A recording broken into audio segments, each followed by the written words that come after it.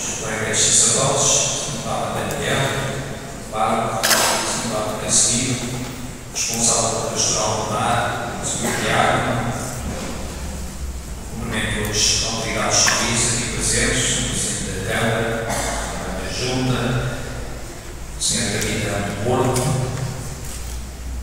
os responsáveis das diferentes paróquias aqui presentes, os grupos, os leigos, toda a comunidade cristã. E permito-me uma nota pessoal, para mim é um privilégio estar convosco, porque eles sabem, talvez saibam, eu nasci numa ilha de Santa Aldeia e quando abri os olhos, praticamente, talvez tenha visto as primeiras coisas foi o mar. Nasci perto de uma praia, não de areia, pescar de pedra. E, portanto, quando estou perto do mar, sobretudo numa comunidade cristã fervorosa como esta, sinto-me em casa, sinto-me em família, e para mim é um privilégio estar aqui hoje, neste espaço tão belo e inspirador. E acredito verdadeiramente que nestes espaços nós fazemos a experiência da eternidade, como se nós olhássemos, víssemos um pouco do céu quando vivemos assim, como irmãos, como soberanos, neste ambiente de fraternidade e beleza.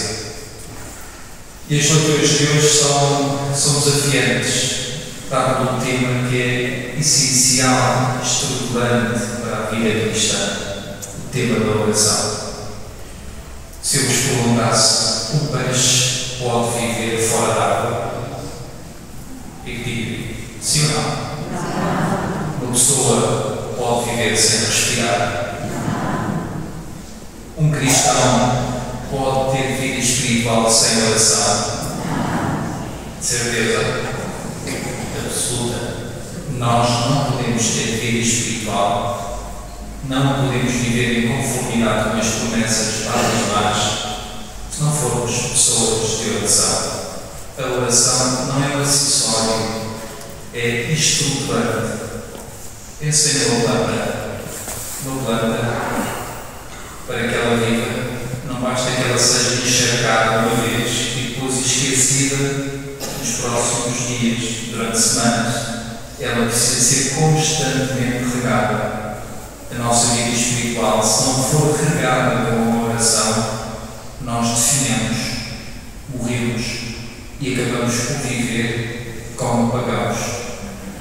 E nós sabemos que um padre pode viver como um pagão, um bispo pode ser um pagão, um católico batizado pode ter um comportamento verdadeiramente contrário aos valores do Evangelho. Porquê? Porque a sua vida interior não é alimentada pela força da oração. E entre todas as orações, não vou aprofundar este tema, aquela que nos conforta, aquela que nos une, aquela que nos revitaliza, é a oração que nós celebramos na Eucaristia. Nós o que estamos a fazer é precisamente orar em comunidade, e é por isso que a Eucaristia é também essencial na vida cristã. Não é apenas quando o rei faz anos,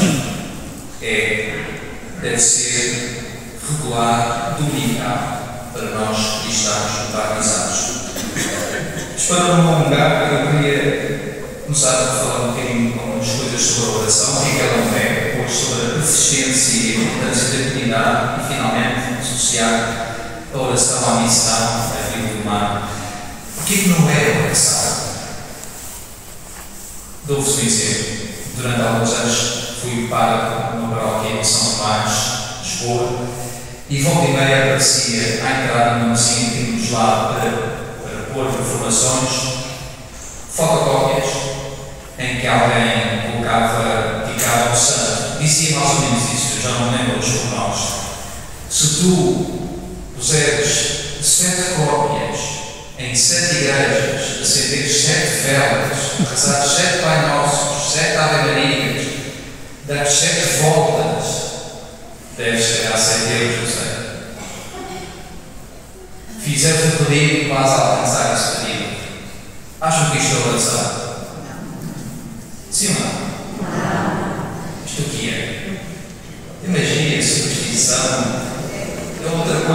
não é oração. Porque Deus não é uma máquina, como aquelas máquinas que nós encontramos, por exemplo, nas estações de serviço, como uma moeda com ele, sem alterar a água.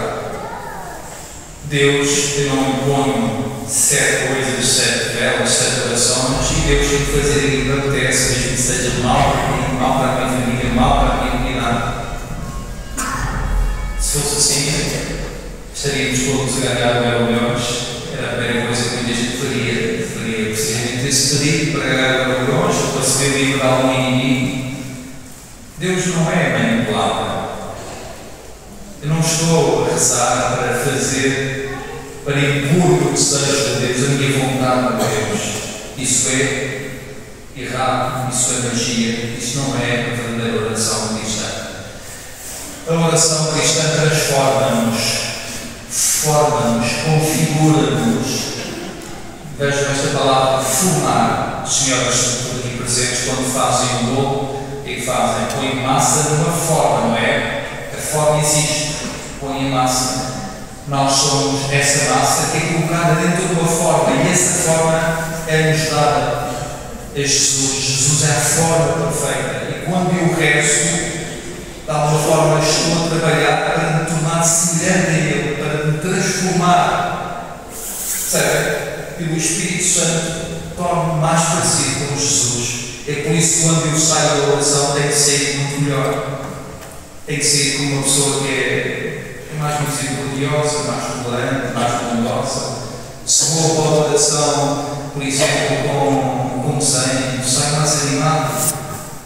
Se vou para a oração com vontade de me vingar de alguém, estou zangado, estou ressentido, rancoroso, quando saio da verdadeira oração, estou mais em paz e começo a olhar para outra pessoa como um irmão que também tem problemas e que eu devo ajudar.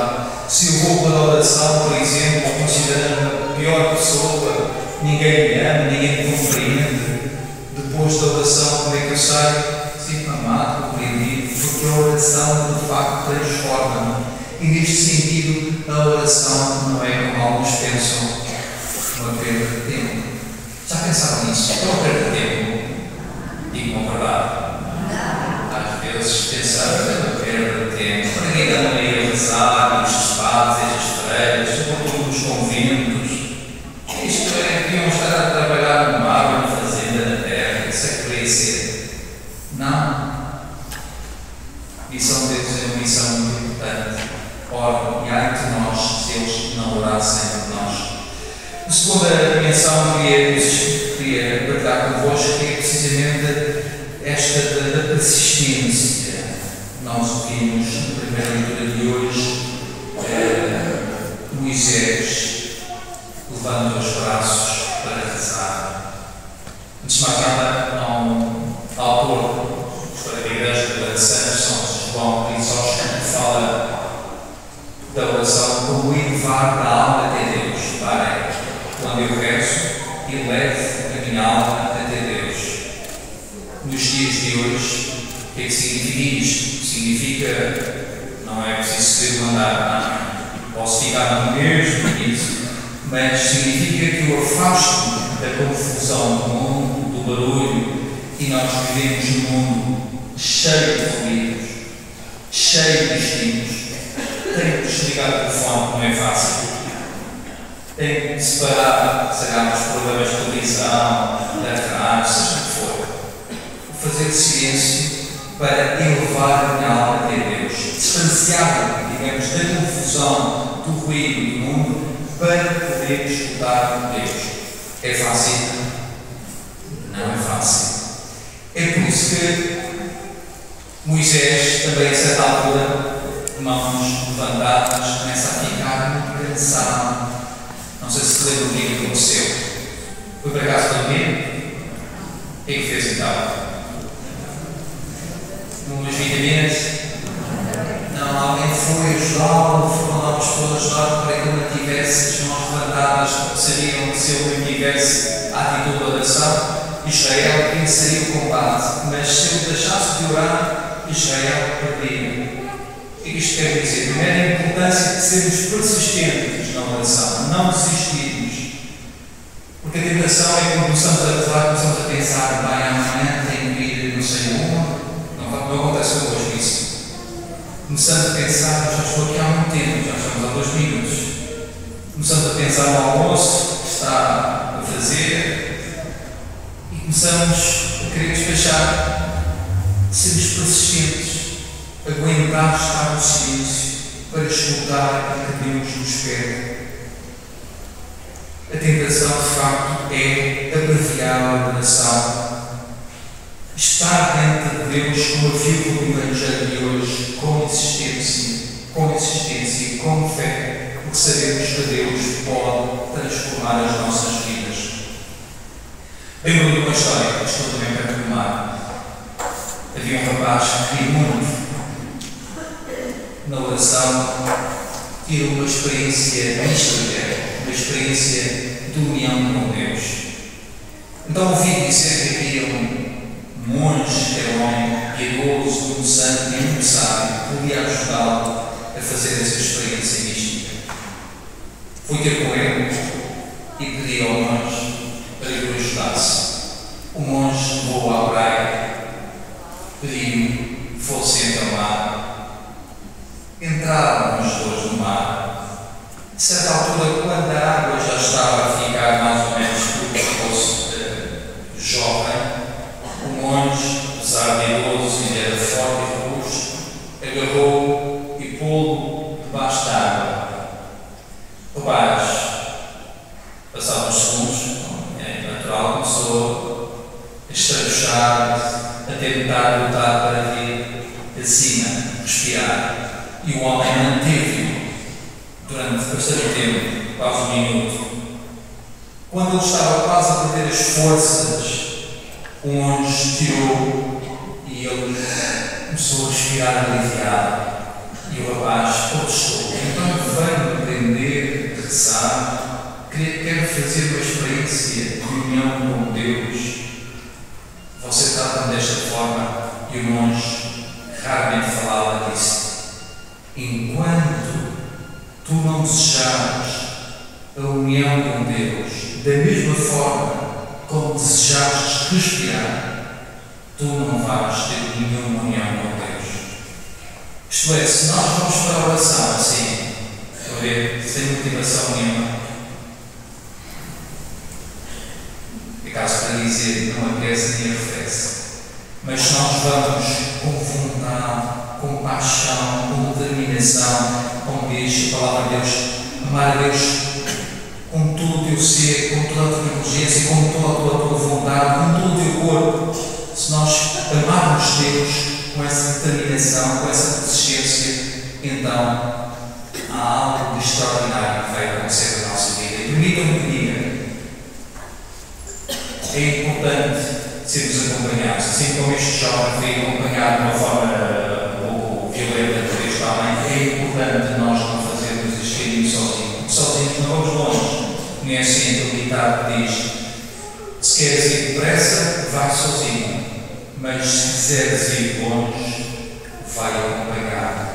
Nós precisamos da companhia da comunidade, precisamos de estarmos acompanhados. A comunidade, em primeiro lugar, familiar. É preciso que as famílias estejam no lugar de oração. Lembram-se, Papa João Paulo II dizia muitas vezes: família que reza unida. Como é que é? Família que reza unida permanece unida. Família que reza unida permanece unida. Por isso, nós precisamos dos outros, precisamos que na família se reze. Às vezes, pequenas coisas, pequenos gestos, como rezar à refeição, antes da refeição, depois da refeição, não custa muito. 1 minuto, pelo amor de Deus. Não tenho tempo. 1 minuto. É uma questão de cultura, pelo menos ao domingo. Rezarmos logo de manhã, quando acordamos, dar graças a Deus. Rezar na família, rezar nos lugares de trabalho, ter vergonha e, sobretudo, que as nossas comunidades familiares sejam lugares de oração. Nós deveríamos ser laboratórios de oração. As paróquias não. Guerras. Não. Espaços de oração.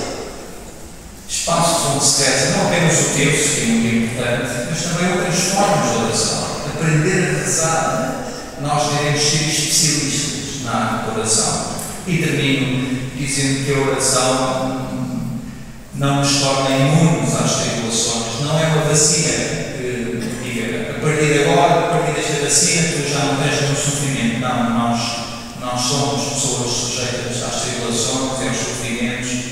E as pessoas que trabalham no mar, direto e indiretamente, já viveram situações dessas, na verdade, situações de sofrimento.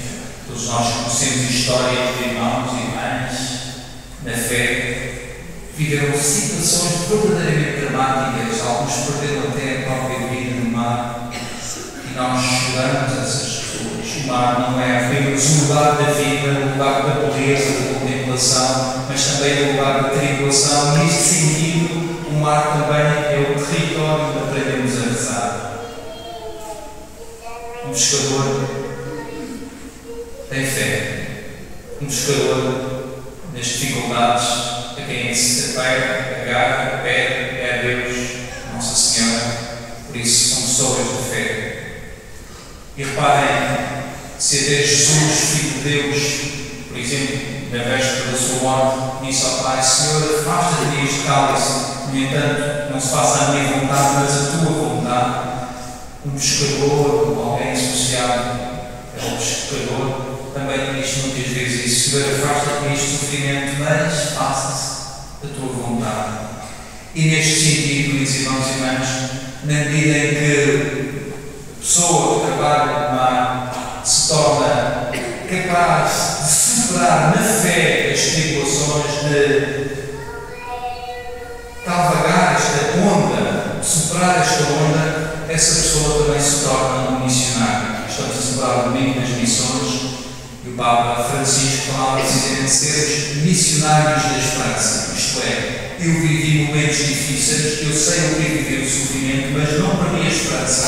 E por isso posso ser um homem de esperança, uma mulher de esperança para os homens e as mulheres deste tempo que vivem tantas vezes desesperados e desencantados. Nesse sentido, sejamos missionários de esperança. E não tenhamos medo de sermos missionários. Pessoas que acreditam em Deus. Tem medo? Não. Eu achava muito bonito alguns barcos, mesmo pequenos barcos na minha terra, às vezes com o nome religioso, sei lá, Nossa Senhora de Fátima, ou Deus confia, Deus é a minha esperança. E esses barcos já eram por si off, só por mim. Esta mensagem, sinal de Deus, são missionários de esperança. Por isso, hoje, continuem também a ser missionários de esperança, que as vossas embarcações, os vossos trabalhos tenham uma marca evidente de Deus. Porque Deus estará convosco em todos os momentos, em especial nos momentos de tribulações.